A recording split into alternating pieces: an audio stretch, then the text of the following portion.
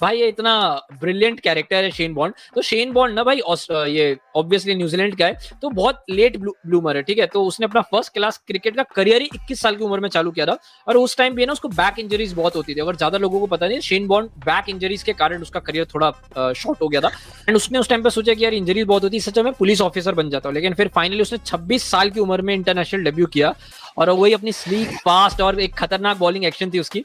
तो post sir Richard Hadlee, जब से रिचर्ड हेडली का रिटायरमेंट हुआ था न्यूजीलैंड के ग्रेट, उसके बाद से ना कोई भी जेन्युइन फास्ट बॉलर नहीं आता। अगर आज के टाइम में भी तू देखे तो बहुत कम जेन्युइन फास्ट, एक लॉकी फर्ग्यूसन तू देखेगा मे बी, ठीक है। तो वही टिबली टॉबली वाले बॉलर्स थे, क्रिस हांस हो गया, नेथन एसल हो गया, डेरिल टफी, क्रेग मैकमिलन, इस टाइप के बॉलर्स थे जो ऐसे क्या बोलते मीडियम पेसर्स थे। अब उस टाइम का मैं बता रहा हूँ कि शेन बॉन्ड के डेब्यू से पहले टेस्ट बॉलिंग एवरेज जो थी, ये जो डिबली डॉबली बॉलर्स थे, न्यूजीलैंड की टेस्ट बॉलिंग एवरेज थी 36 की, ओडीआई बॉलिंग एवरेज थी 34 की। बेसिकली न्यूजीलैंड से वर्स्ट अगर किसी की फास्ट बॉलिंग एवरेज थी तो वो थी जिम्बाब्वे और बांग्लादेश की। तो तुम्हें इससे आइडिया आ रहा है कि न्यूजीलैंड कितने तड़िए में था। शेन बॉन्ड के डेब्यू से पहले न्यूजीलैंड ने ऑस्ट्रेलिया में 14 साल में 19 ओडीआई मैचेस खेले थे और सिर्फ 3 जीत पाए थे। शेन बॉन्ड डेब्यू करता है ऑस्ट्रेलिया के सामने और पहले 3 ओडीआई ही खेलता है ऑस्ट्रेलिया के सामने, और तीनों के 3 ओडीआई न्यूजीलैंड जीत जाती है। और उसी डेब्यू सीरीज में शेन बॉन्ड ऑस्ट्रेलिया के सामने 21 विकेट्स लेता है और प्लेयर ऑफ द सीरीज बनता है। उसके डेब्यू के पहले सिर्फ 3 मैचेस जीते थे 14 सालों में, और सीधा उस डेब्यू सीरीज में आता है, 21 विकेट लेता है और सीधा 3 मैचेस जीते। टेस्ट क्रिकेट में शेन बॉन्ड ने सिर्फ 18 मैचेस खेले और उस 18 मैचेस में न्यूजीलैंड ने 10 जीते हैं और सिर्फ 2 ही हारे हैं। उसके अलावा शेन बॉन्ड के अलावा न्यूजीलैंड ने 48 टेस्ट मैचेस खेले और तो भी 10 ही जीते हैं। शेन बॉन्ड के साथ 18 में 10 जीते और बिना शेन बॉन्ड के 48 में 10 जीते। और इस अपने करियर में शेन बॉन्ड ने 18 मैच के करियर में 4 प्लेयर ऑफ द मैचेस जीते हैं और 2 प्लेयर ऑफ द सीरीज जीता है। मैं इसमें तुमको कॉन्टेक्स्ट के लिए बता दूं, ट्रेंट बोल्ट ने, एक उनका बहुत ही बड़ा क्रिकेटर, लेजेंडरी क्रिकेटर, उसने भी अपने पूरे करियर में दो प्लेयर ऑफ द मैचेस जीते 78 टेस्ट मैचेस में। शेन बॉन्ड ने 18 मैचेस में बेसिकली उतने जीत लिए थे। उसके आगे मैं बढ़ता हूँ, प्लेयर ऑफ द सीरीज के आगे बढ़ता हूँ, जो कुछ अमेजिंग रिकॉर्ड्स मैं बताना चाहता हूँ शेन बॉन्ड के, तुम लोगों का दिमाग घूमने वाला है। शेन बॉन्ड ने अपने 32 इनिंग में हर एक इनिंग में मिनिमम सिंगल विकेट लिया है। ऐसा कोई इनिंग गया ही नहीं है उसके टेस्ट क्रिकेट की हिस्ट्री में कि उसने एक विकेट ना लिया हो। उसका 38.7 का स्ट्राइक रेट है भाई। 125 साल की क्रिकेट की हिस्ट्री में इससे बेटर स्ट्राइक रेट किसी का है ही नहीं, जैसे 500 ओवर्स मिनिमम डालो। 38 का strike rate, 38, I again repeat my Lord, 38, her 36 over में एक बंदा विकेट ले रहा है, ठीक है। अब इसमें गजब बात बता रहा हूं कि 27% of his wickets were the top 20 batters of his era. तो उसने अपने करियर में जितने भी विकेट्स लिए हैं टेस्ट मैचेस में, उसमें से 27% विकेट्स उस एरा के टॉप 20 बैटर्स के हैं। उसमें भी एक गजब बात बता रहा हूं, उसने कुछ 87 विकेट्स लिए हैं, उसमें से 68 विकेट्स टॉप ऑर्डर बैटर्स के हैं।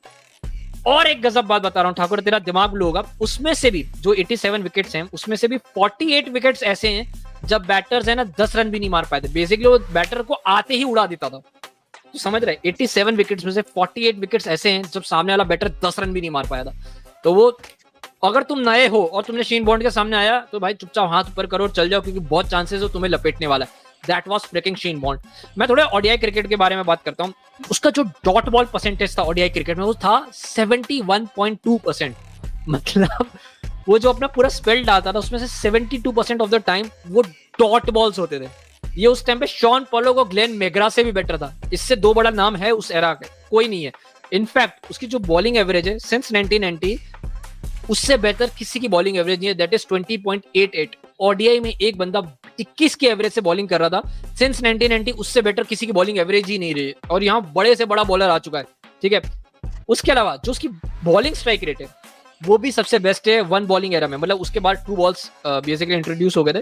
तो शेन बॉन्ड से बेटर किसी की बॉलिंग एवरेज नहीं है, शेन बॉन्ड से बेटर किसी की बॉलिंग स्ट्राइक रेट नहीं है। शेन बॉन्ड ने उस अपने एरा के टॉप 20 बैटर्स को मैक्सिमम टाइम आउट किया है। शेन बॉन्ड के सामने ज्यादातर बैटर्स अगर 10 रन के अंदर है तो आउट हो जा रहे थे। बेसिकली तुझे बता रहा, अगर एक बंदा, बेसिकली भगवान ने इसको एक जानबूझ के क्या ना, क्या कहते हैं, एरर डाल दिया इसके अंदर, एक क्या बोलते हैं, कोडिंग की भाषा में कुछ बोलते होंगे कि जानबूझ के एक बग डाल दिया, वरना ये लेजिट गॉड स्लेयर था, डीमन स्लेयर जो अपने बोलते हैं। मैं उसमें और अमेजिंग जाता हूँ। 1999 से लेकर 2007 के जो ऑस्ट्रेलिया का एरा था, मुझे बताने की जरूरत नहीं है, 3 वर्ल्ड कप जीते थे ऑस्ट्रेलिया ने। उस ऑस्ट्रेलिया के सामने शेन बॉन्ड ने 11 मैचेस खेले और 34 विकेट्स लिए, 34 विकेट्स इन 11 मैचेस, 13 की एवरेज और ठाकुर 19 के स्ट्राइक रेट से।